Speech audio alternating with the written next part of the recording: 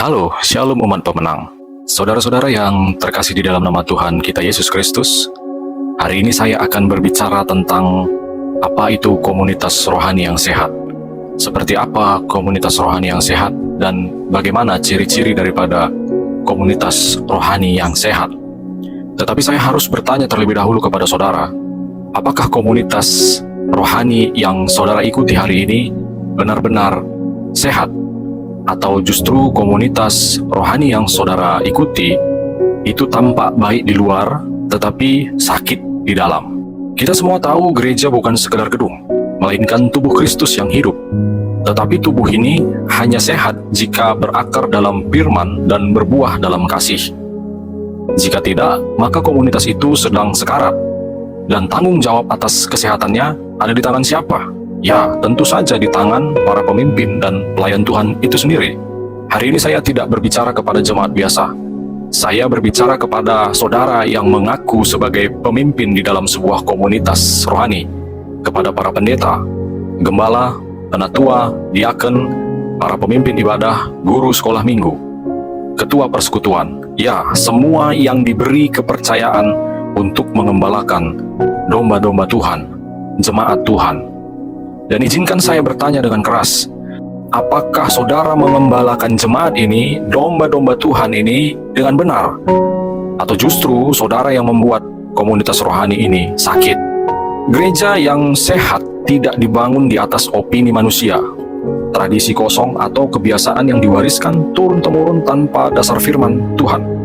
Tetapi berapa banyak dari Anda yang benar-benar menggali firman Tuhan dan mengajarkannya dengan benar kepada jemaat? Tuhan berkata di dalam kitab Hosea 4 ayatnya yang ke-6, umatku binasa karena tidak mengenal Allah. Dan siapa yang harus memperkenalkan jemaat kepada Allah? Anda, para pemimpin rohani. Tetapi justru banyak pemimpin-pemimpin rohani, pemimpin-pemimpin daripada komunitas rohani yang mengutamakan popularitas daripada kebenaran hari-hari ini, yang membiarkan dosa berkembang karena takut kehilangan anggota jemaat, yang menyampaikan khotbah yang menyenangkan telinga jemaat tetapi tidak mengubah hati jemaat, mengubah hati yang di dalam dosa, bertobat di dalam Kristus, meninggalkan cara hidup yang lama. Saya katakan dengan tegas, pemimpin yang tidak setia kepada firman Tuhan adalah pengkhianat dalam rumah Tuhan.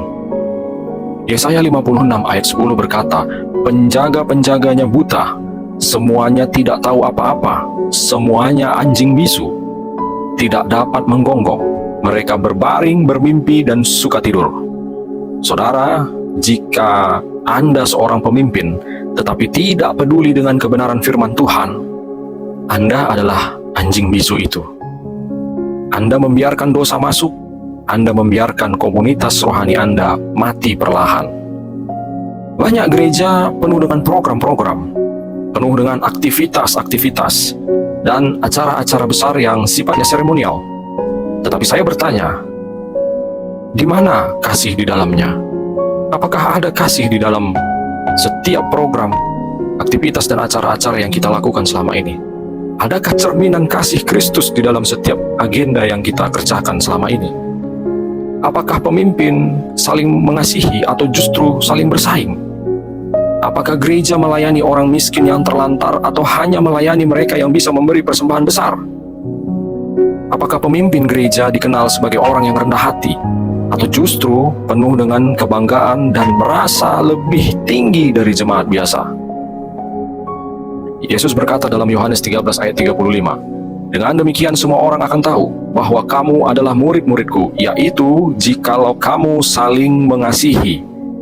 Tetapi apa yang bisa kita lihat hari-hari ini sebagai sebuah fakta rohani di dalam kehidupan kita berjemaat, di dalam kehidupan kita berkomunitas, banyak pemimpin yang lebih sibuk membangun kerajaan pribadi daripada kerajaan Allah itu sendiri. Banyak yang berbicara tentang pelayanan, tetapi tidak benar-benar peduli pada jiwa-jiwa, tidak benar-benar peduli kepada jemaat dan domba yang sudah dipercayakan di dalam komunitas rohani. Ada yang berpakaian seperti gembala, tapi sorry to say, hatinya seperti serigala. Jika Anda melayani Tuhan hanya untuk keuntungan pribadi, bertobatlah. Jika Anda melayani dengan hati yang kotor, Tuhan akan mencabut pelayanan saudara. Yeskiel 34 ayat 10 berkata, "Beginilah firman Tuhan Allah, lihat, aku akan menjadi lawan gembala-gembala itu, dan aku akan menuntut domba-dombaku dari tangan mereka." Saudara, jika Tuhan sendiri yang menjadi lawan saudara, bisakah saudara melarikan diri?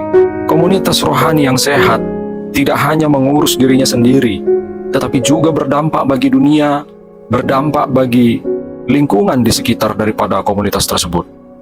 Tetapi saya mau bertanya, apakah gereja Anda benar-benar menjadi terang? Atau justru gereja Anda menjadi batu sandungan?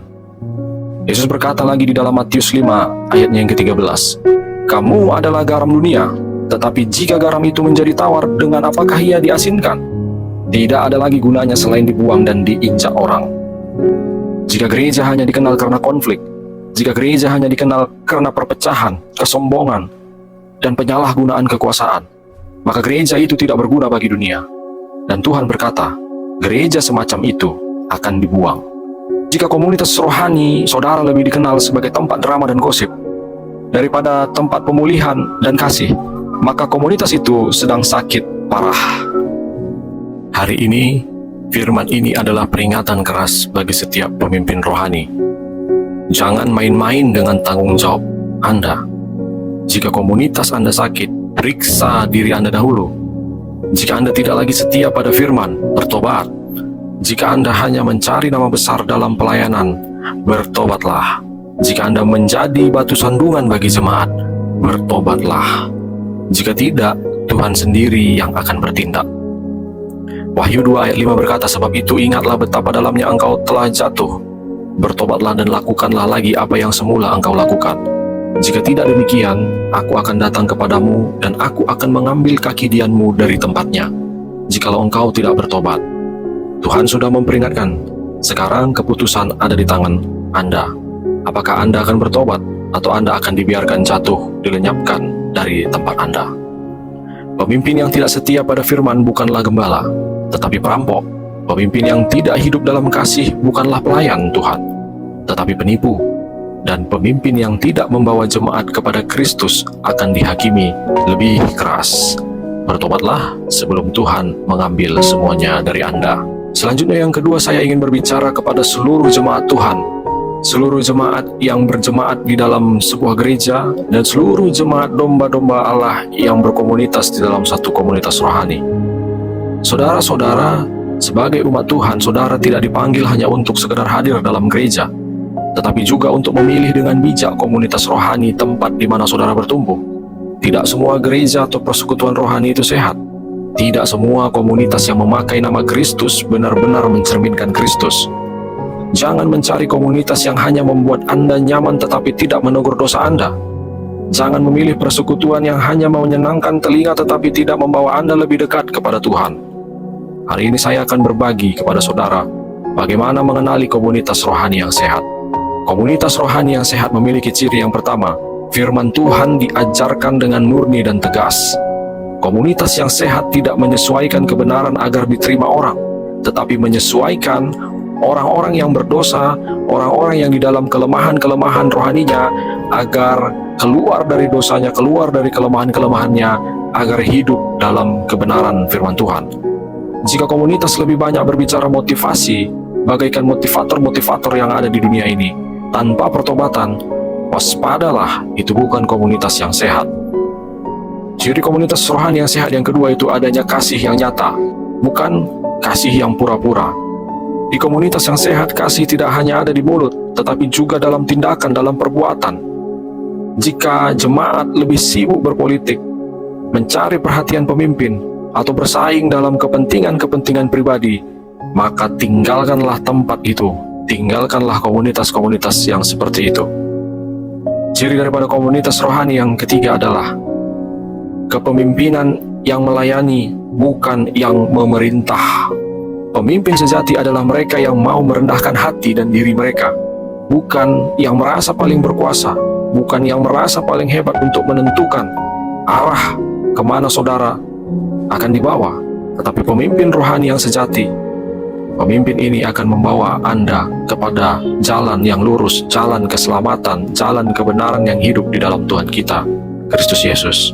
Jika gereja lebih menyerupai organisasi bisnis, lebih menyerupai organisasi-organisasi sekuler, atau kerajaan kecil di mana pemimpinnya tidak bisa ditegur, itu bukan komunitas yang sehat.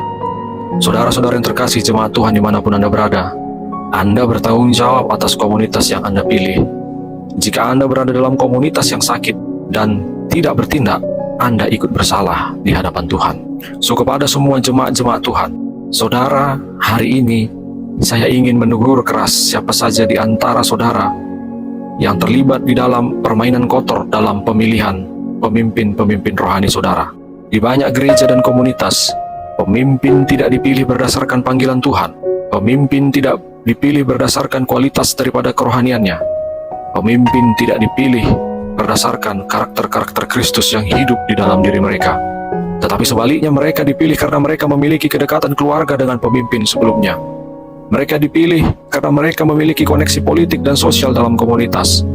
Mereka dipilih karena mereka memiliki uang dan kekuasaan untuk mempengaruhi keputusan. Saya katakan dengan tegas, ini adalah dosa di hadapan Tuhan. Apakah Anda tidak tahu bahwa pemimpin rohani bukan dipilih oleh manusia tetapi oleh Tuhan? Lihat apa yang terjadi ketika manusia mencoba memilih pemimpin sesuai keinginan hati mereka. Bangsa Israel memilih Saul sebagai raja karena dia tinggi dan gagah. Bangsa itu melihat perawakan daripada Raja Saul, tetapi hatinya tidak benar-benar di hadapan Tuhan. Imam-imam di zaman Yesus lebih mementingkan tradisi dan kekuasaan mereka daripada kebenaran, sehingga mereka menolak Mesias yang diutus Tuhan. Dan sekarang, berapa banyak gereja dan komunitas yang jatuh ke dalam kehancuran karena memilih pemimpin dengan cara dunia, bukan dengan hikmat Tuhan. Matius 15 ayat 14 berkata, jika orang buta menuntun orang buta, pasti keduanya jatuh ke dalam lubang.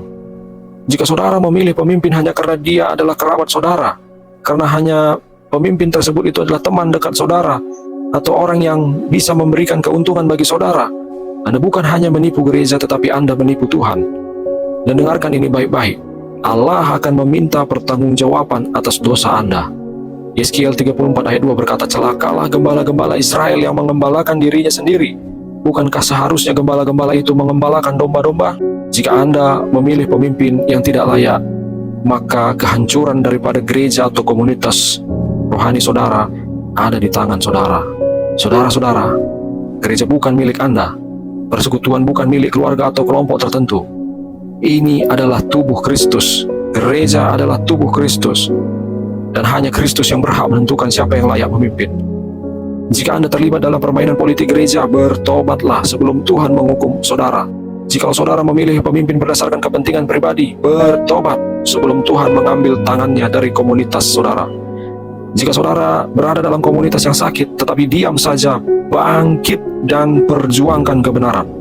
Sebab jika kita harus membiarkan kesalahan terjadi, kita tidak hanya membiarkan komunitas kita mati, tetapi kita sedang mengundang murka Tuhan turun atas kita. Jangan bermain-main dengan kepemimpinan rohani.